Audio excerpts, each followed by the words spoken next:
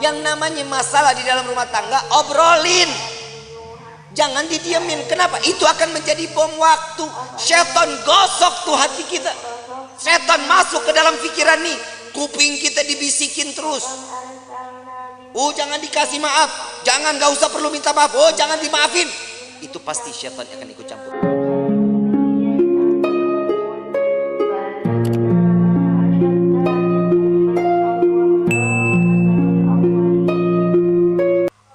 Orang dulu beda sama orang sekarang. Kalau orang dulu mah ya Allah dapat rezeki berapa aja mah boleh, alhamdulillah. Istri sekarang banyak nuntut. Gaji kemarin sekian, kenapa sekarang sekian? Betul nggak? Kenapa begitu?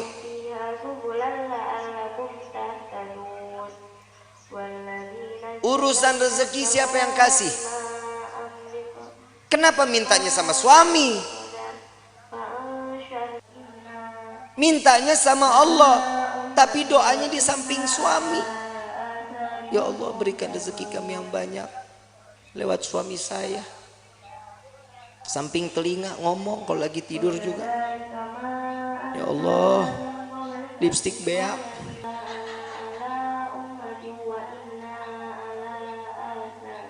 Itu suami pasti mimpinya nggak bagus. Rumah tangga itu dijalanin, bukan dipikirin. Betul nggak? Jalanin rumah tangga. Ya ada kerikil-kerikil rumah tangga, ya wajar. Kita jalan aja kadang suka ada yang bolong jalanan. Betul? Saat dimana kerikil itu ada, itu pembelajaran bagaimana caranya kerikil itu hilang. Ambil sapu, singkirin. Jangan ditimbun, bakal jadi gede. Orang lewat susah.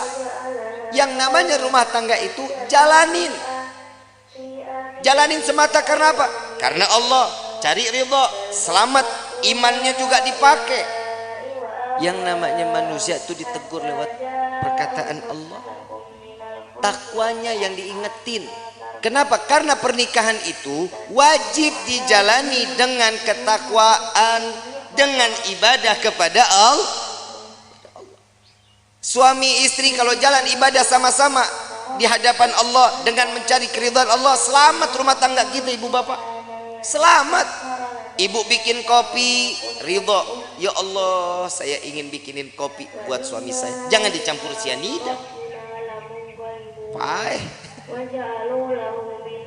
Bikin karena ridho, kehidupannya apapun senyum. Tadi saya bilang, jangan takut saat nanti setelah pernikahan rezeki kalau Allah lagi kurangin, terima aja.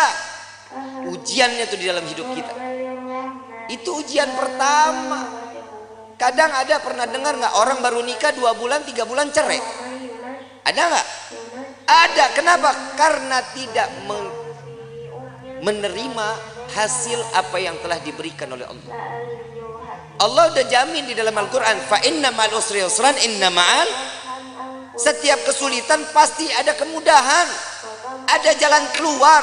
Gak mungkin setiap jalan keluar itu buntu, gak mungkin. Allah menetapkan satu ujian kepada setiap hamba, pasti hamba itu punya kekuatan.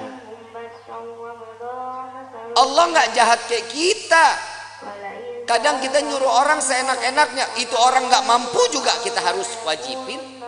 Tapi kalau Allah memerintahkan kita karena tahu Allah ini manusia ini mampu, ini orang tahu cara jalan keluarnya, Allah kasih jalan keluarnya. Wa wajadaka dhalam fahada. Allah kasih petunjuk di dalam kehidupan. Ini ayat buat siapa? Nabi SAW. Saat Nabi berjumpa dengan 2 arah, harus kemana? Ke kanan kah? Lurus kah? Ke kiri kah? Kemana? Tapi Allah kasih petunjuk jalan. Makanya di dalam rumah tangga petunjuk itu wajib kita cari. Bagaimana caranya? Tahajud jangan ditinggalin, sholat duha jangan ditinggalin, sholat taubat, hajat minta sama Allah. Kenapa?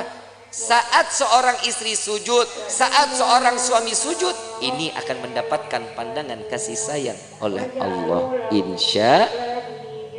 keluarganya pasti sakinah, aman, tenang. Yang kedua, mawaddah. Mau apapun kendala di dalam rumah tangga tetap ngegemesin. Tahu ngegemesin? Bercanda tuh di dalam rumah tangga harus. Suami istri jangan tegang-tegang. Cuma nanya, gaji berapa sekarang? Lu berapa? Gue sekian. Banyakan gua. Dan saling. Bercanda bagaimana? Sekiranya yang dilihat istri suka, suami suka. Ada kisah ini, Sayyidina Ali karamallahu wajhah, menantu Rasulullah sallallahu alaihi wasallam, pernah ada konflik saat Siti Fatimah berbicara. Saat Siti Fatimah berbicara itu, Sayyidina Ali ngerasa tersinggung, wajahnya berubah, gak seneng, tapi gak berani untuk ngucapin. Sayyidina Ali, kenapa? Karena memandang, ya Allah, ini anaknya Nabi, saya marah, saya takut dosa. Enggak dibicarain, tapi masang wajah berubah. Siti Fatimah sadar, salah ucapan saya, minta maaf. Langsung minta maaf sama suami. Gak dijawab, keliling sambil nari-nari. Sambil nari-nari. Begitu selesai nari-nari, bikin lucuan, sampai Sayyidina Ali tertawa, senyum. Maka disitulah Siti Fatimah datang kepada Rasulullah sallallahu alaihi wasallam. Ya Rasulullah, tadi nih saya ngerasa ada salah bicara sama suami saya. Langsung mukanya berubah, Nabi ikut berubah. Belum selesai bicaranya Siti Fatimah, Nabi juga berubah. Kenapa? Hei, engkau tidak akan mendapatkan keridhaan Allah, engkau akan dilaknat oleh Allah. Ntar dulu, saya sudah berhasil membuatnya dia tersenyum. Apa yang kau lakukan? Saya menari-nari, entah berapa puluh kali saya keliling-keliling di depan wajahnya, sampai keluar senyuman. Apa kata Nabi? Maka saat dia tersenyum, Allah buka pintu surga untukmu, maka Allah kembali ridha kepadamu. Pak, Bapak, esok kalau istri marah-marah, panggil topeng monyet, suruh main, suruh dia joget di depan kita. Jangan malu, Bu. Ibu punya salah, ngomong minta maaf. Nggak tahu salahnya di mana, tetap minta maaf. Bib, kalau yang salah suami, tegur baik-baik. Jangan didiemin sehari, 2 hari, 3 hari. Ini bahaya. Ini kadang di rumah tangga suka begitu tuh. Kadang kalau lagi ribut rumah tangga main diem-dieman. Saya lagi bingung. Ada suami istri kalau ribut diem-dieman. Lu tinggal serumah, lu diem-dieman, lu kayak anak kos. Yang namanya masalah di dalam rumah tangga, obrolin. Jangan didiemin. Kenapa? Itu akan menjadi bom waktu. Setan gosok tuh hati kita. Setan masuk ke dalam pikiran nih. Kuping kita dibisikin terus. Jangan dikasih maaf. Jangan, gak usah perlu minta maaf. Jangan dimaafin. Itu pasti setan akan ikut campur. Kenapa? Setan gak bakal pernah terima ngelihat rumah tangga utuh karena cari ridha Allah. Setan gak bakal diam.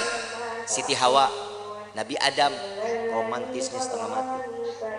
Romantisnya setengah mati. Laki-laki digoda karena siapa? Nabi Adam. Kita sampai hidup di dunia, Nabi Adam dirayu sama seorang istri yang bernama Siti Hawa. Coba ambil buahnya, tapi Allah bilang gak apa-apa, kan gak dimakan, dipegang aja. Dapat rayuan, Allah murka. Allah udah bilang jangan makan, jangan gak deketin aja, jangan. Dipetik baru sampai di gigi, Allah murka, diturunin ke dunia. Coba kalau Nabi Adam gak makan, gak ngedeketin, kita hidup di sorga semuanya ini. Tapi kadang manusia suka nuntut macam-macam sama Allah. Kalau lu mau nuntut, nuntutnya Nabi Adam. Gara-gara Nabi Adam makan buah khuldi, kita jadi ada di walahar. Aturan kan kita di sorga semuanya ada. Gak capek-capek kerja, capek-capek nulis CV, ngajuin, kadang diterima, kadang kagak. S1 cleaning service. Kadang begitu. Kalau kita hidup di sorga kan nikmat, tapi inilah bagaimana kita bisa kembali ke dalam surga. Ujian dalam hidup itu yang membuat kita kuat di dalam iman kehadapan Allah. Suami mah perintahnya dikit, cuman ngasih nafkah yang halal, memberikan satu kebaikan, jangan mencontohkan suatu keburukan. Itu tugas suami. Istri pasar, masak, sajiin makanan, betul. Ngurusin anak, rapihin rumah, betul. Nyuci, ngepel, nyapu, nyetrika, banyak nggak kerjaannya? Emang lu tugasnya. Terus fungsinya suami ringanin beban istrinya, itu suami.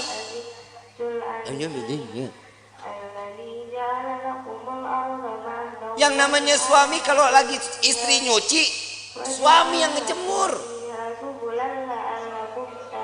Emang nggak ada suami yang begitu di sini? Nggak ada. Tukar tambah, Bu.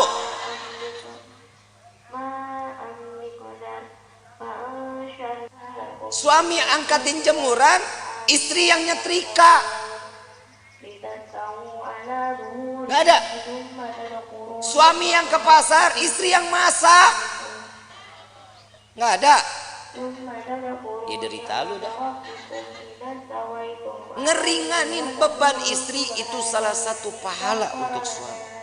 Minimal saat suami istri lelah, pundak kita berharga, Pak, buat istri. Saat istri mengadu, ya aku capek hari ini, sini.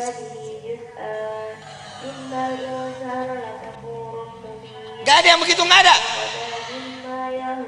Berarti di dunia laki gue doang yang begitu tuh. Lah ngapa lu?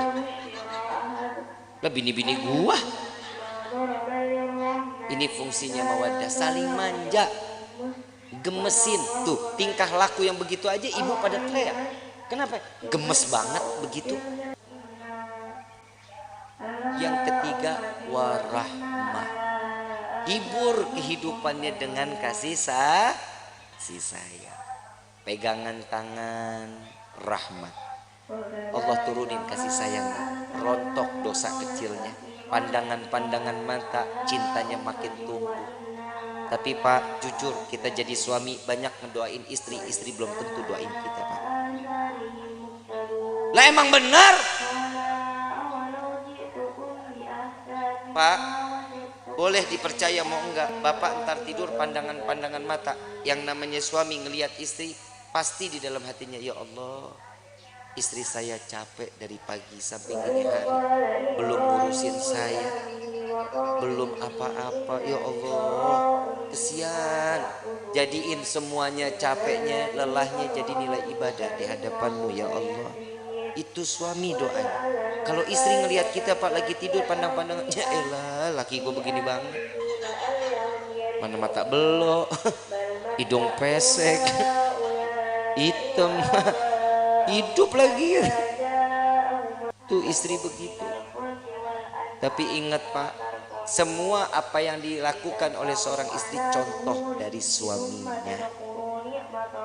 Bapak mau lihat istri wangi, Bapak juga tampil wangi dong. Ya, jangan tiap hari pakainya 1000 bunga, 1000 bunga, 1000 bunga. Istri juga enak pakai yang kerenan gitu.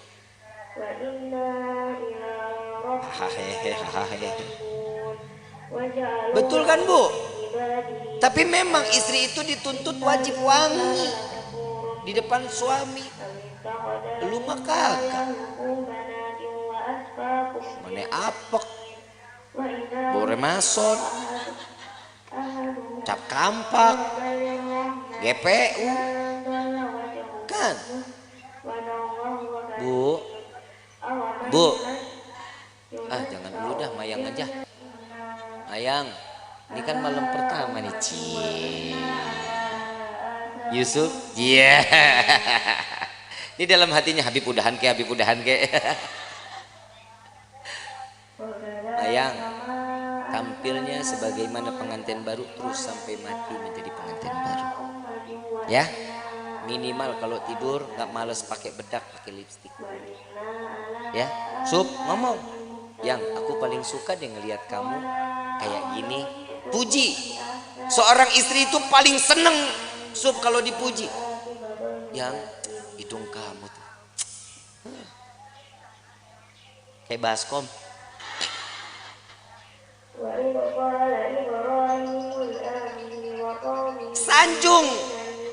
Sanjung istri. Yang Nabi sering sanjung istri, disanjungkan sama Nabi kan? Disanjung Humairah yang pipinya kemerah-merahan. Bapak ngomong nih, Bib, masalahnya orang hitam legem, mana merahnya? Ya minimal kan dipanggil manis kan bisa, sweetie kan bisa. Jangan dipanggil Blacky.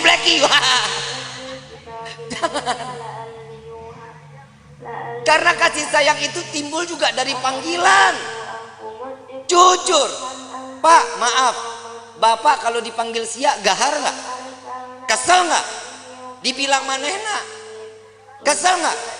Saya ini seorang kepala rumah tangga, hargain saya. Coba kalau suami dipanggil sayang, besok uang jajan nambah, Bu. Dan laki-laki juga sadar diri, wajib ngasih tahu sama istri. Lihat Rasulullah nyanjung Siti Fatimah, Siti Aisyah saat lagi sholat. Siti Aisyah, Rasulullah lewat, ya Allah, terima amal ibadah Aisyah. Ya Allah, ampuni dosa Aisyah. Ya Allah, masukkan Aisyah ke dalam surga. Doa di hadapan Siti Aisyah. Siti Aisyah lagi sholat. Begitu selesai sholat langsung kabur. Ya Rasulullah, tadi aku dengar engkau doakan aku. Iya ya Aisyah. Gimana perasaannya? Wah, senang. Begitulah caraku mendoakan umatku, kata Nabi Muhammad SAW. Ternyata doanya Nabi Muhammad tetap buat umat. Kebahagiaan siapa? Umat. Makanya orang yang menikah itu mencontoh sunnah Nabi Muhammad Sallallahu Alaihi Wasallam. Makanya ibu, yang namanya suami nikah jangan banyak aturan. Suami mau nikah lagi, kasih. Emang apa? Perih. Lebih perih suami ngelihat lo cemberut mulu. Betul Pak? Pulang dari pagi sampai sore ngelihat istri udah begitu aja modelnya, dari mulai bangun tidur sampai sore begitu. Muka demek, rambut berminyak. Begitu dicium, ya Allah, bau kompor. Bu, mau suami betah di rumah mau? Yang rapi dong. Kelihatan suami bakal pulang kapan? Mandi, rapi, bersih. Saat ngadepin suami, nah suami pulang ngelihat istri cantik, ya Allah, itu capek ditinggal di pagar, Bu. Gak diajak masuk capeknya. Mah, kemon. Gak ada capek. Kalau ini sudah di rahmahnya ini kita jalanin, inilah yang namanya baiti jannati, rumahku surga, surgaku. Tapi kalau ini nggak ada, iman nggak ada, siap, rumah jadi neraka. Rumah jadi neraka. Ibu bapak romantis suami istri, anak ngeliat senang, anak pasti akan contoh kelak nantinya dia bersama suami atau istrinya akan sama sebagaimana rasa kasih sayang yang dicurahkan oleh pasangan ibu dan bapak. Kalau anak tiap hari ngelihat orang tua ribut, besok anak begitu juga. Apalagi kalau ada bapak kasar sama istri. Nah, punya anak laki-laki, punya anak perempuan, besok tuh anak kalau udah gede punya psikologinya berubah, takut sama laki-laki, dia akan cari pasangan perempuan. Lah emang udah banyak sekarang yang begitu. Sebenarnya itu faktornya bukan hanya itu. Yang kedua, ada salah sama siapa dia bermainnya, sama siapa dia berkawannya. Makanya rumah tangga itu diisi dalamnya dengan iman, kenalin Allah sama nabinya, maka rumah tangga akan berkah. Ini ibu kagak sholat, bapak enggak sholat, anak dituntut untuk hafal Quran, kan PA. Nah ibadah ya, Jangan bikin ibu, bapak masuk ke dalam neraka. Nah, lu yang mau dinerakain. Kadang orang tua juga suka egois. Dia ngarepin ini anak bisa nyelamatin dia. Sekarang hidupnya dia semau-maunya. Kasih kenal anak kepada Allah sama Nabi. Itu yang bikin tenang. Bapak, ibu enak ibadah, ibu enak pengajian, anak terlepas rambutnya, kelihatan sama yang bukan mahramnya. Hati-hati, ini anak perempuan begini. Cukup dengan satu helai bawa masuk 4 laki-laki ke dalam neraka jahanam. Bapaknya, pamannya, baik itu dari ibu atau dari bapak, suaminya, anak laki-lakinya. Jangan jadi aman. Makanya saya selalu mengatakan saat proses pemakaman, simak baik-baik. Untuk para alim ulama, para kiai, para asatid, saya ingin menyampaikan, untuk prosesi pemakaman perempuan dilarang ikut di dalam proses pemakaman. Ngaji, makanya ngaji. Jujur kiai, jujur ustadz, ustazah, benar. Ini yang masih menggunakan tradisi ini cuma para habaib sama syarifah. Sekarang proses pemakaman saat keranda jenazah dibawa, perempuan ikut di belakang. Saat perempuan atau si jenazah ingin diproses masuk ke dalam liang lahat, perempuan pada ngejejer di dekat lubangnya. Hati-hati. Yang namanya perempuan itu banyak larangannya. Tangan terbuka segini ini aurat. Ibu yang ngebuka aurat, jenazah yang disiksa.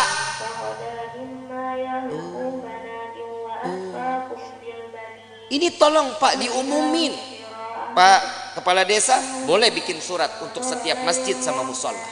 Perempuan dilarang ikut. Bib, ini ibu saya, bodoh amat. Habib, ini bapak saya, kumaha aing bae. Nggak boleh. Jangan.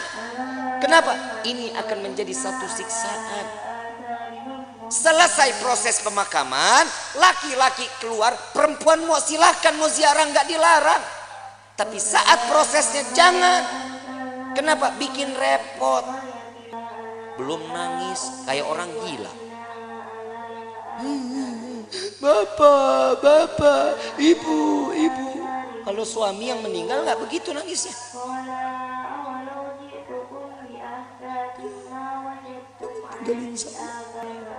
Buaya. Apalagi warisan banyak, senyum. Yang tenang ya yang. Mudah-mudahan diterima amal ibadahnya ya yang. Tuh kalau duitnya banyak.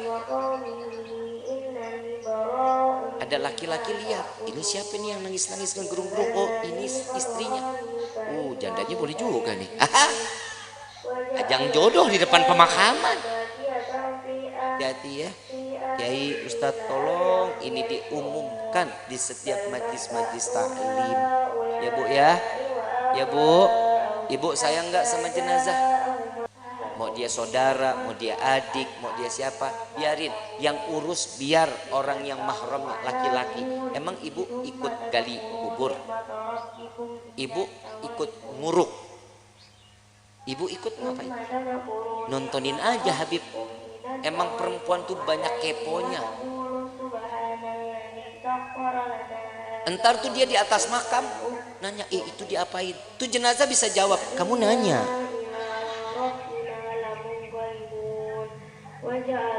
Bahaya. Ya jangan ya. Jangan ya Bu ya. Mulai sekarang nggak boleh ikut lagi. Insya Allah. Nanti kalau suatu saat, mudah-mudahan kita semua dikasih umur panjang, sehat afiah untuk ibadah kepada Allah. Amin ya Rabbal. Allahumma, entah keluarga kita yang meninggal, biarin aja, biarin sampai selesai. Mau ikut ke pemakaman boleh, tapi nunggu selesai proses, laki-laki keluar, perempuan baru masuk. Ya, ikut situ. Mau tebar bunga silahkan, ya, mau naruh air mawar silahkan, nggak apa-apa. Tapi saat proses, perempuan jangan ada yang ikut. Kenapa? Ini yang akan menjadi penyebab siksaan untuk ahli kubur. Na'udzubillahi min dzalik. Kenapa? Karena perempuan itu banyak larangannya. Paham ya? Insya kurang lebih mohon dibukakan pintu maaf yang seluas-luasnya. Wabillahi taufiq wal hidayah. Wassalamualaikum warahmatullahi wabarakatuh.